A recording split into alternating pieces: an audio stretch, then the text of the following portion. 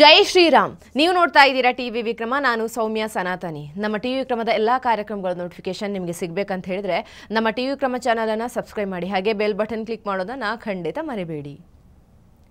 ಈ ಕಪ್ಪು ಟೋಪಿಯ ಪೀಸ್ ಮೊನ್ನೆ ಅಷ್ಟೇ ಇವ್ರ ಬಗ್ಗೆ ಮಾತಾಡಿದೆ.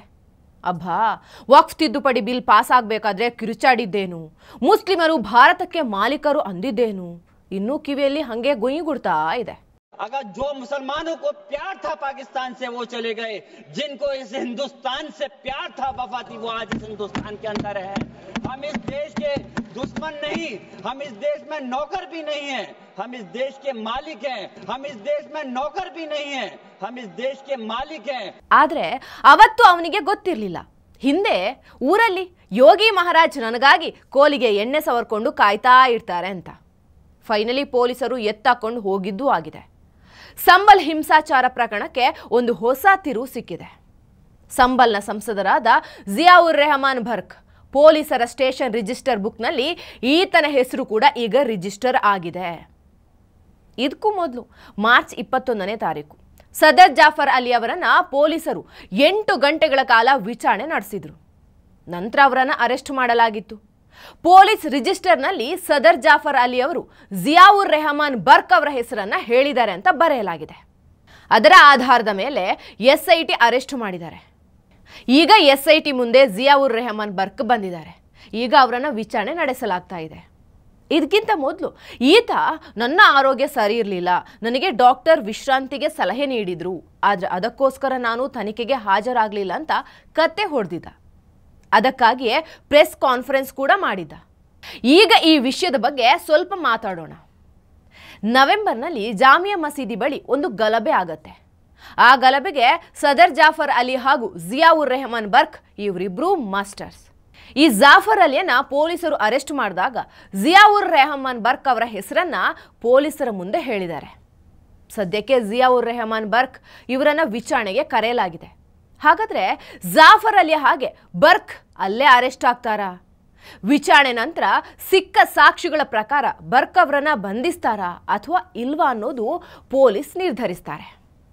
ಆದರೆ ಆಲ್ರೆಡಿ ರೆಹಮಾನ್ ಈಗ ನನಗೆ ಆರೋಗ್ಯ ಸರಿ ಇಲ್ಲ, ಆದರೂ ಸಹ ನಾನು ವಿಚಾರಣೆಗೆ ಸಹಕರಿಸ್ತಾ ಇದ್ದೀನಿ ಅಂತಿದ್ದಾನೆ. ಅಂದರೆ ಮುಲ್ಲಾನಿಗೆ ಪುಕ್ಕ ಪುಕ್ಕ ಶುರುವಾಗಿದೆ.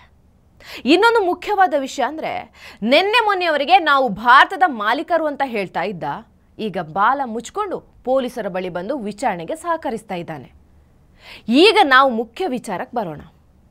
ಸಂಬಲ್ನ ಸಂಸದನಾದ ಬರ್ಕ್ ಅವರು ಜಾಫರ್ ಅಲಿ ಅವರಿಗೆ ವಾಟ್ಸಪ್ ಗ್ರೂಪ್ ಮಾಡೋಕೆ ಫೋರ್ಸ್ ಮಾಡಿದ್ರು. ವಾಟ್ಸಪ್ ಗ್ರೂಪ್ನಲ್ಲಿ ಜನರನ್ನ ಒಟ್ಟು ಮಾಡಿ ಅಲ್ಲಿನ ಹಿರಿಯ ವಕೀಲರಾದ ವಿಷ್ಣು ಶಂಕರ ಜೈನ್ ಅವರನ್ನ ಕೊಲ್ಲುವ ಪ್ಲಾನ್ ಆಗಿತ್ತು. ಎಲ್ಲಾದರೂ ಈ ವಿಷಯ ಬರ್ಕ್ ಅವರ ವಿಚಾರಣೆಯಲ್ಲಿ ಒಪ್ಕೊಂಡ್ರೆ ಬರ್ಕ್ ಬರ್ಬಾದಾಗೋದು ಗ್ಯಾರಂಟಿ. ಅಲ್ಲದೆ ನವೆಂಬರ್ 24ರಂದು ನಡೆದ ಹಿಂಸಾಚಾರಕ್ಕೂ ಮುನ್ನ ನವೆಂಬರ್ 22ರಂದು ಅವರು ಆ ಮಸೀದಿಗೆ ನಮಾಜ್ ಮಾಡೋಕೆ ಹೋಗಿರ್ತಾರೆ.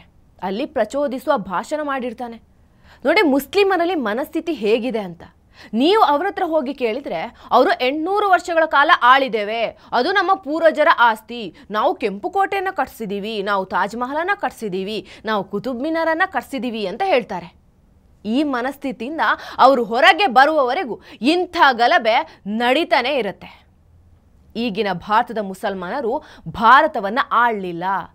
ಆಗಿನ ಮುಸಲ್ಮಾನರು ಕೂಡ ಸಾಮಾನ್ಯ ಮುಸಲ್ಮಾನರಾಗಿದ್ರು. ಭಾರತದಲ್ಲಿದ್ದಿದ್ದು ಮೊಘಲರ ಆಳ್ವಿಕೆ, ಅವರು ಭಾರತದ ಮುಸಲ್ಮಾನರಲ್ಲ. ಈ ವಿಷಯವನ್ನ ಈಗಿನ ಮುಸಲ್ಮಾನರು ಯಾಕೆ ಅರ್ಥ ಮಾಡ್ಕೊಳ್ತಿಲ್ಲ ಅನ್ನೋದು ಗೊತ್ತಿಲ್ಲ. ಬಹಳಷ್ಟು ಮುಸಲ್ಮಾನರು ನಾವು ಸ್ವಾತಂತ್ರ್ಯ ಹೋರಾಟವನ್ನು ನಡೆಸಿದೀವಿ ಅಂತ ಹೇಳ್ತಾರೆ. ಮುಸ್ಲಿಮರು ಸ್ವಾತಂತ್ರ್ಯ ಹೋರಾಟವನ್ನು ಎಂದೂ ನಡೆಸಿಲ್ಲ. ಬ್ರಿಟಿಷರು ಹೋದ ನಂತರ ನಮ್ಮ ಆಳ್ವಿಕೆ ಮತ್ತೆ ಬರುತ್ತೆ ಅಂದ್ಕೊಂಡಿದ್ರು. ಸೊ ತಮ್ಮ ಆಳ್ವಿಕೆಯನ್ನು ಮರಳಿ ತರಲಿಕ್ಕೆ ಸಂಪೂರ್ಣ ಯುದ್ಧವನ್ನು ನಡೆಸಿದ್ರು. ಜಿಹಾದಿ ಮನಸ್ಥಿತಿಯ ಒಬ್ಬೇ ಒಬ್ಬ ಮುಸ್ಲಿಂ ಕೂಡ ಪ್ರಜಾಪ್ರಭುತ್ವದಲ್ಲಿ ನಂಬಿಕೆ ಇದೆ ಅಂತ ಹೇಳಿದ ಉದಾಹರಣೆನೇ ಇಲ್ಲ. ಯಾಕಂದ್ರೆ ನಮ್ಮ ಕುರಾನಲ್ಲಿ ಪ್ರಜಾಪ್ರಭುತ್ವದ ಪರಿಕಲ್ಪನೆ ಇಲ್ಲ ಅಂತಾನೆ ಅವರು ನಂಬೋದು. ಅದಕ್ಕಾಗಿ ಜಿಯಾವುರ್ ರೆಹಮಾನ್ ಅಂತವರು ಮಸೀದಿಗಳಿಗೆ ಮತ್ತೆ ಮತ್ತೆ ಹೋಗಿ ನಮಾಜ್ ಮಾಡುವಾಗ ಈ ಭೂಮಿ ನಮ್ಮದು, ನಾವು ಅದರ ಮಾಲೀಕರು, ನಾವು 800 ವರ್ಷಗಳ ಕಾಲ ಆಳಿದೆವು ಅಂತ ಈಗಿನ ಸಾಮಾನ್ಯ ಮುಸಲ್ಮಾನರ ತಲೆಗೆ ತುಂಬ್ತಾ ಇದ್ದಾರೆ. ಹಾಗೆ ಮತ್ತೆ ಬರ್ಕ್ ಅವರ ವಿಷಯಕ್ಕೆ ಬಂದರೆ, ಅವರ ಮನೆಯ ಪರಿಶೀಲನೆ ಸಂಪೂರ್ಣವಾಗಿ ಮುಗಿದಿದೆ. ಈಗ ಪ್ರಶ್ನೆ ಏನಂದರೆ, ಬುಲ್ಡೋಸರ್ ಆ್ಯಕ್ಷನ್ ನಡೆಯುತ್ತಾ? ಇಲ್ವಾ ಅನ್ನೋದು ಅಷ್ಟೇ.